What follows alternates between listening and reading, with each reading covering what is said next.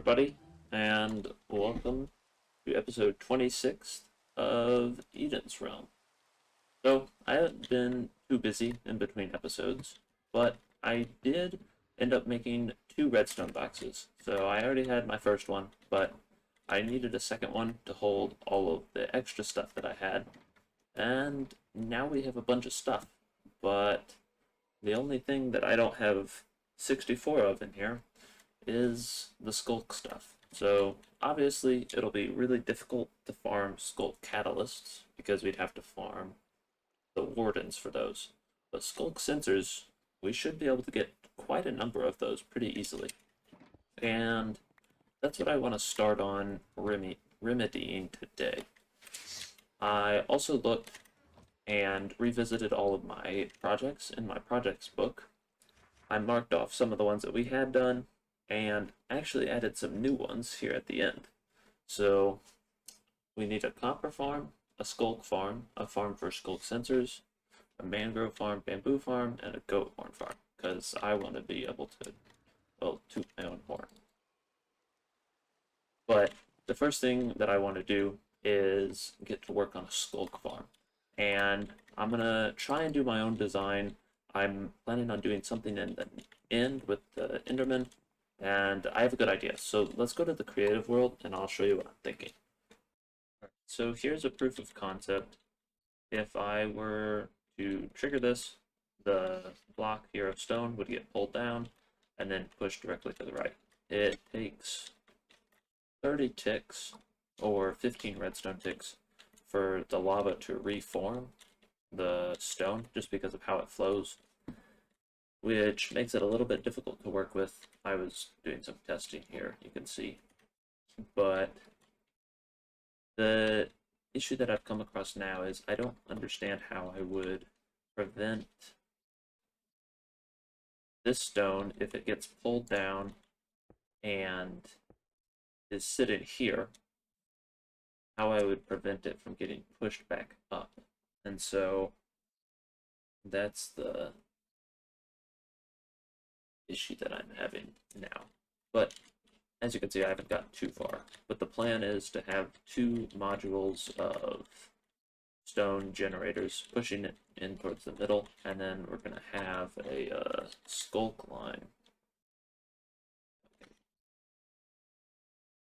Filling is hard.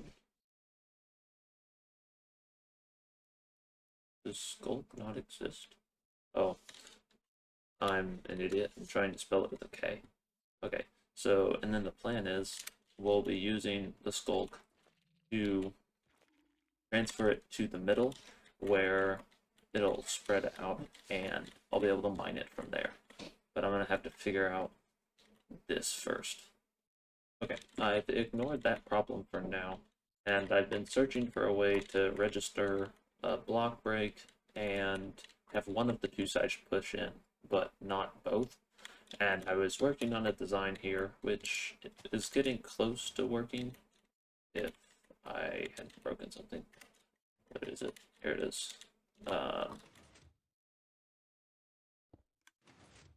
You can see how it's working, but it's not great because there's a little bit of delay due to the hoppers. And then I realized, well, I'm using this. It's no different than this, which is exactly what I'm looking for. So all I'll have to do is take an output from one side here and one side here, and we'll have ourselves a working system. I don't know why it took me this long to figure out, but I'm just dumb, I guess. Who knows? And I've got it figured out. So what I did is just use waterlogged stairs here with some crying obsidian behind it, so that way it won't get pushed in. And then I pulled it out from the back, pushed it down, and then went over. I might have been able to do it in less steps, possibly, but this system worked with what I already had.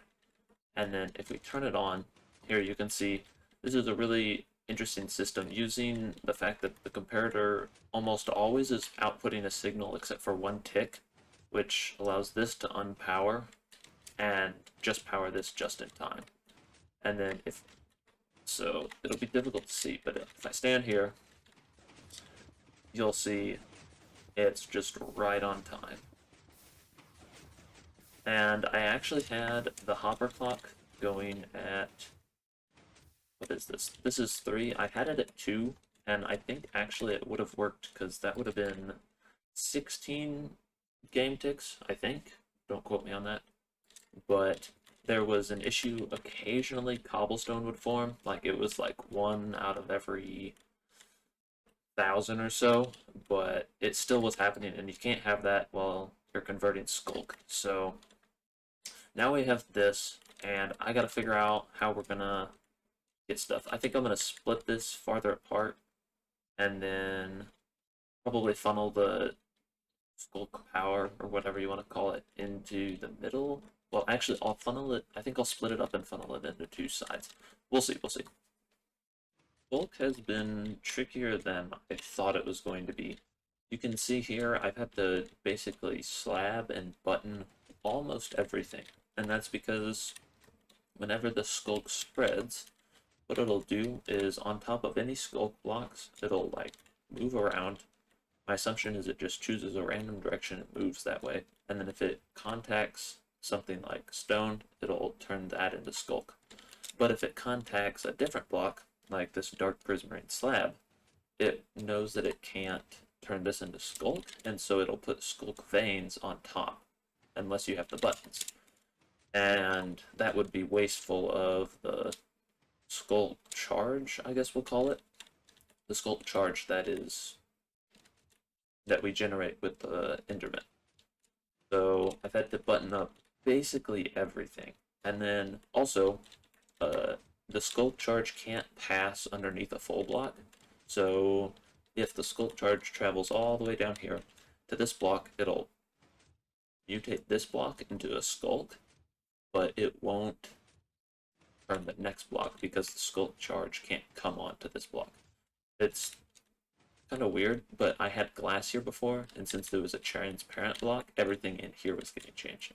And I don't think that was actually an issue, because pistons don't break sculk whenever they push, but it still was, I don't know, I just didn't like it. And then also, if you have sculk just left around like this on top and excess charge, stuff like shriekers and sensors will generate on top. I'm also trying to figure out how the sculk charge moves around, and I remember seeing something on a sculk video, must have been right at the beginning of 1.19, whenever the snapshots came out, and it was something about like moving sculk charge using trapdoors or something, and I can't remember if it was like this or what the deal was, but supposedly you could move a sculk charge and only allow it to go in one direction, and I really want to figure that out because it'd be nice to know. But we'll throw some Endermen down, and but obviously this didn't work, so maybe it was something like this. Oh, that's wrong. I found the video, and of course it was a video by Ilmango. I don't know if he was the first person to find it, figured this out, but this is what he showed in this video. And so if you use the stairs and act like they're pointing to where you want to go, you can control how the sculk travels. And so just spawn a couple of Endermen.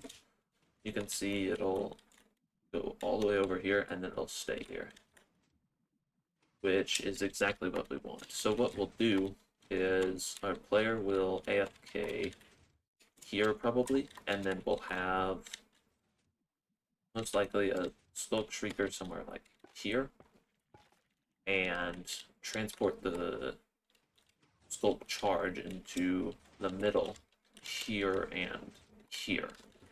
So I'll have to figure out how to do that, but it shouldn't be too difficult. Okay, I've been working on this for a while longer. I have an Enderman spawning platform up there. It's all working quite well. The issue that I'm having, though, as you can see, is sculk is still getting in here. And I thought that by adding 2 full blocks, I would be able to stop the spread of the sculk and I still have not been able to. The interesting thing is, if you don't move anything, the sculk cannot pass underneath this.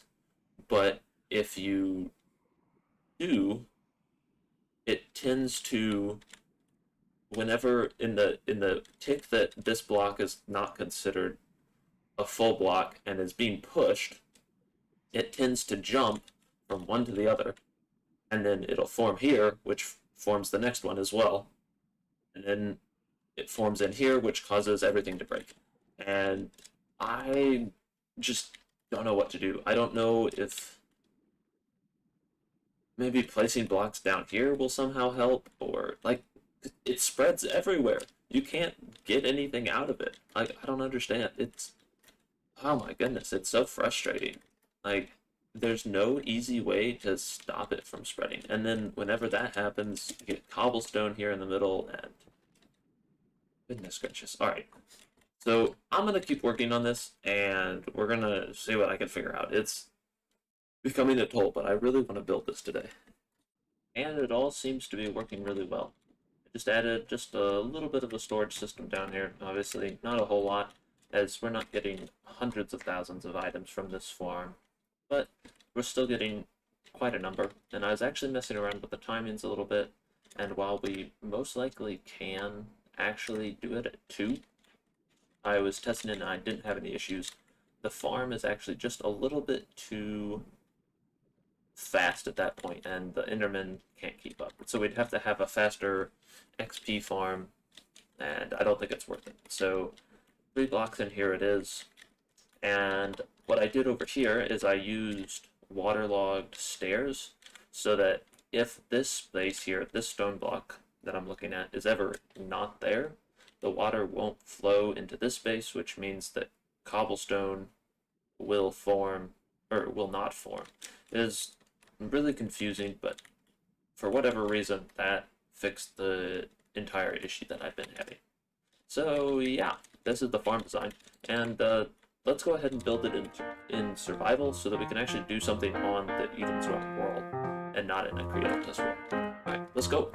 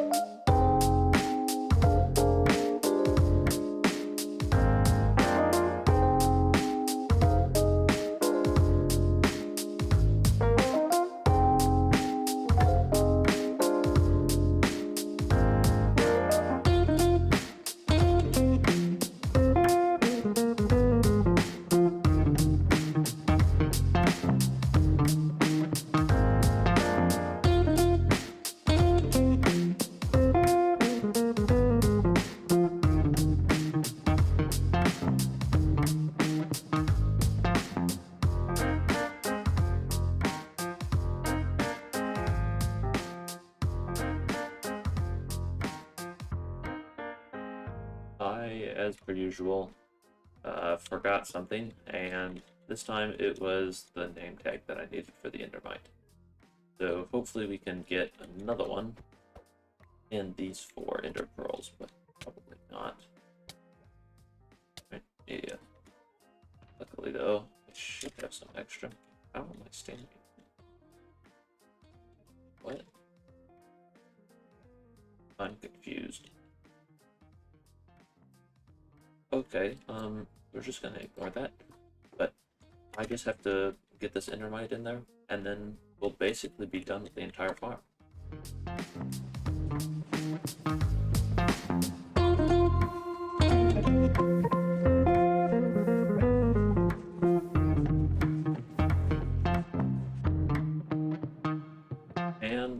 now we have a bunch of sculk.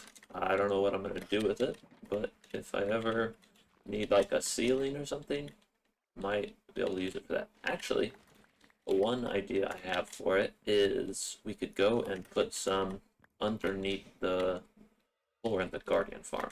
And I want to try that and see how it looks. Can't really see that much of a difference, and I am sure that with the YouTube compression it looks even worse, and you may not be able to see anything. But you can see it down here now if I just use FreeCam. And I think I'm going to leave it. I don't dislike it, so I think it's good to stay, but who knows. I also was planning on doing some work out at the build area today, but I decided we should probably go ahead and try and do another farm, because 1.20 will be coming out probably within 2 months or so, and I want to be prepared, and that means having a bamboo farm. And I have a simple idea for a farm that we can do, and it shouldn't take us too long. So that's actually what we're going to do today. So my plan is to bone meal the bamboo and then break it as it goes up. What that would entail would be something similar to this. And so I think bone milling it like that, it gives us 1, 2, 3, 4, 5. So I don't know if that is better than possibly just bone milling it 1. So that gives us 1. That gives us 1, 2, 3, 4. So it gives us 2 each time. There's also a possibility that we would need to stagger the dispenser's firing by like 1 redstone tick, possibly. So it may be that we do something like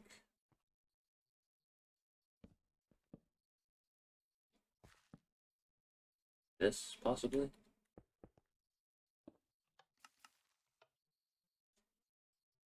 Or actually, no, not like that. Okay, yeah.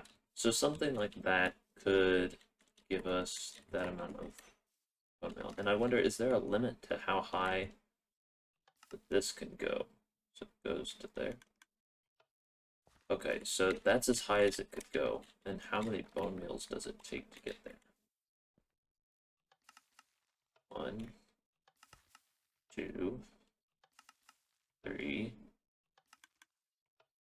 So 3 bone meals gets us quite a bit. Okay, so I've figured out a really simple system to do it all, and it all bases around this hopper clock here. So it bone meals 3 times, and then it gets broken. It's all really, really simple. And basically there's an item in here that you might be able to find it. Where's it at? Here it is.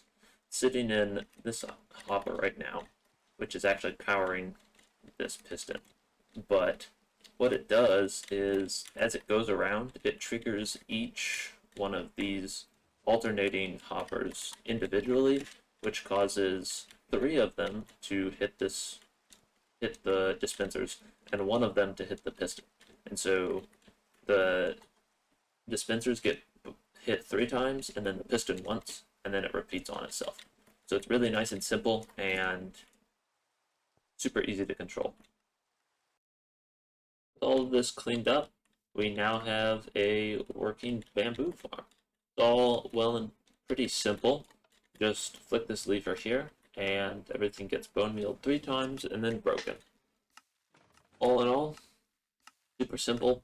The tree design that I went for was just, it's a little wonky, but I think it fits next to this tree, because I couldn't have like a normal tree shape next to this odd one, I guess. And so this is what I went for, some flowers in the top. All I think it all looks really good. And then I didn't forget about the collection system. I wedged a minecart into this grass block here, and you can just see it. It's right into that grass block, so it'll pick everything up. And our collection system is actually hidden away right here. So you can see we've got quite a bit of bamboo, and I actually need to take some of this back to refill my stock back at the storage system. But it's all coming out pretty good. I put in a chest here with some hoppers that feed into all of the bone meal. I had to switch around the redstone a little bit, but not a whole lot, so I think that's pretty good. But yeah, I think that's where we're going to leave it for today. Thank you very much for watching. I hope that you've enjoyed it. It's been a really fun episode for me. I've enjoyed it. I think the sculk farm is great. And yeah, so thank you very much for watching, and I'll see you again in the next episode. Bye-bye.